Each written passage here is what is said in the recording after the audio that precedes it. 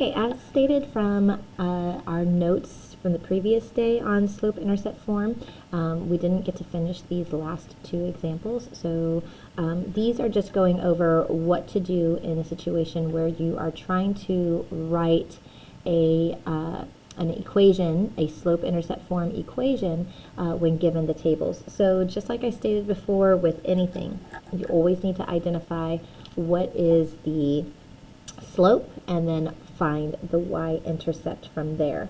So for this problem, we're identifying the slope. Remember that our rise is the change of the y, and that our run is going to be the change of the x. So in example number 5, we are increasing from -2 to 10, we increase by 12. And then going from 10 to 22, we are increasing by 12.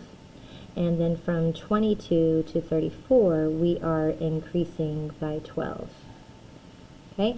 Then for our run, going from -2 to a +1, that is an increase, again, by 3. And then going from 1 to 4, we are increasing by 3. And then from 4 to 7, we are increasing by 3. Okay, so that means that our slope, again, we place our rise on the top. Our run is going to go on the bottom.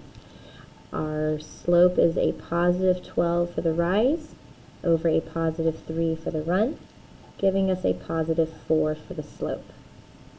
Okay, so m is going to be equal to 4 in this case. Then we need to go ahead and identify the y-intercept, the b value. So remember, yesterday I showed you guys what to do when you are given a table, because obviously our x value is not at 0 in this case, right? It goes from -2 to a +1, so we don't know what the 0 value is going to be in between.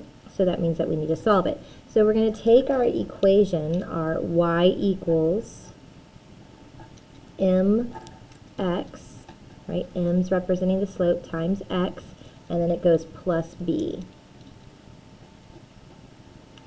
Okay, so what we're going to do is we're just going to pick any one of the points that we want. Pick any point we want at all and substitute it in for our y and our x. So I'm just going to go ahead and pick the +1, +10. I'm going to pick that point to plug in. So that means I'm replacing the y with a 10, and I'm replacing the x with a 1, and then I just solved for my slope, so I'm replacing the m with my slope. So instead of m times x, it's 4 times 1. And then we're left with just the variable b. So we can now solve it. So 4 times 1 is going to give us 4. So I now have 10 is equal to 4 plus b. So in order to solve, all I have to do is subtract 4 from both sides. And that gives me 6 is equal to my value for b. So b is equal to 6. So now we've got our required material.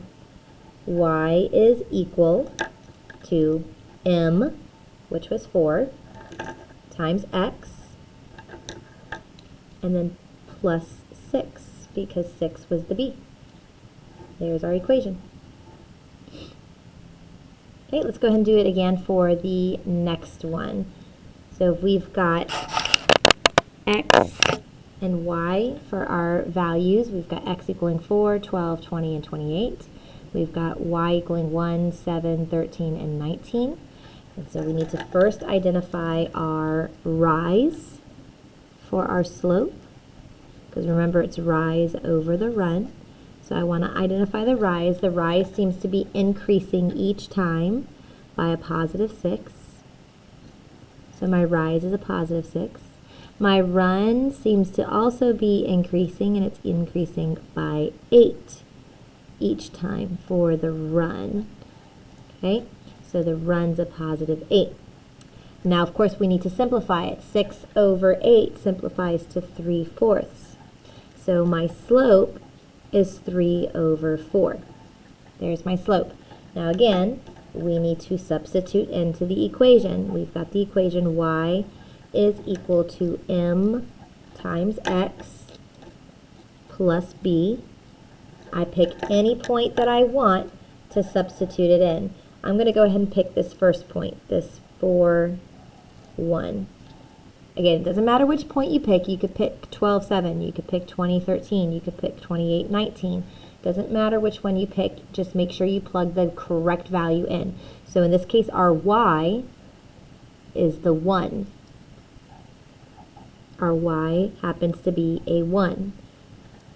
Our m, the slope, is 3/4. Our x, looking back at the chart, the x value is a 4. And then plus b. Okay, so now I'm going to multiply. 3/4 times 4 is going to give me a 3. So I have 1 is equal to 3 plus b.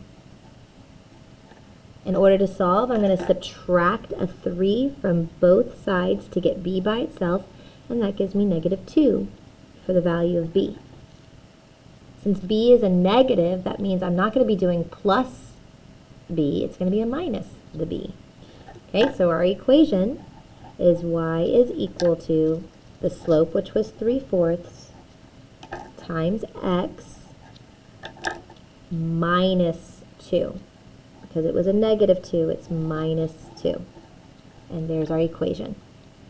Okay, so now that you've copied those down, you can go on to the Digital Day assignment.